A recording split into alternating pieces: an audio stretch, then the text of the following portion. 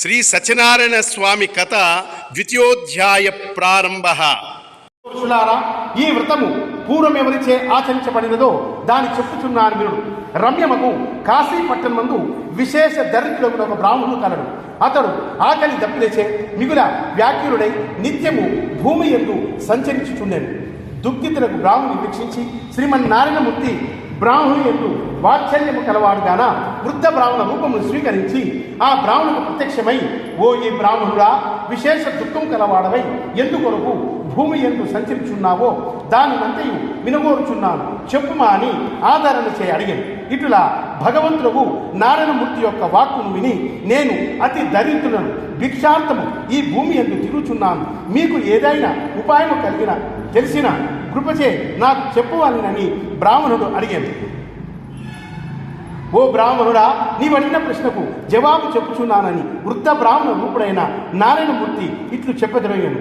సత్యనారాయణ పేరు గల విష్ణువు వాంఛితార్థమును ఇచ్చువాడు కావున మనుష్యుడు ఏ వ్రతమును ఆచరించిన దుఃఖములచే విడవబడునో అట్టి సత్యనారాయణము నీవు చేయమా అని ఆ వ్రతము యొక్క విధానమంతయు బ్రాహ్మణుడికి చెప్పాను. పిదప సత్యనారాయణ రూపుడకు వృద్ధ బ్రాహ్మణుడు అతడిని మాయమైనది. పిదప ఆ బ్రాహ్మణుడు వృద్ధ బ్రాహ్మణ రూపుడకు నారాయణిచే చెప్పబడిన వ్రతము మరునాడు ఆచరణ యత్నించి ఆ రాత్రి నిద్ర వదిలి ఏకాగ్ర చిత్తుడై ప్రాతకాలం నిలిచి సత్యనారాయణ చేయ ఉపక్రమించి ఆ వ్రతము పరిపూర్ణముగా నచ్చుడగై ధనార్జను ఆసక్తి గలవాడై సంచరింపగా ఆ జన్మనందే విశేష ద్రవ్యమును ఆర్జించి బంధువులను తానును ఏకమై సత్యనారాయణ చేసి ఆ వ్రత మహత్యములన సర్వ దుఃఖములను పోగొట్టుబడిన వాడై సర్వ సంపదలు కలవాడై అది మొదలు ఆ బ్రాహ్మణుడు ప్రతి మాసమందును సత్యనారాయణ చేసి సర్వ పాప నివృత్తి గలవాడై దుర్లభముకు మోక్షమును పొందాను. కావున భూమి యందు ఏ మందుడు ఎప్పుడు ఈ వ్రతము ఆచరించునో అప్పుడే సర్వ దుఃఖమును నశించును. ఇటులా సూతుడు వచించిన పిదప శౌనకాది మహాముని, ఓ సూత పౌరాణికుడా, ఆ బ్రాహ్మణుని వలన విడవబడి ఈ వ్రతము భూమి యందు ఎవరిచే ఆచరించబడినదో దాని క్రమవంతయు శ్రద్ధతో వినగోరుచున్నాము గాన చెప్పువలెనని రుచులను.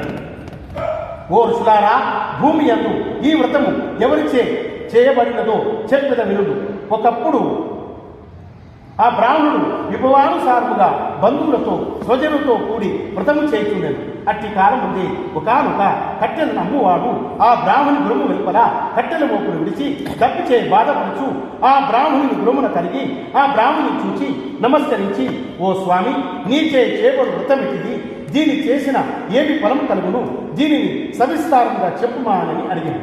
ఓ కాష్టములను విక్రయించువాడా, ఈ వ్రతము సత్యనారాయణ అనబడును. ఇది సర్వాభిష్టము నొసంగు.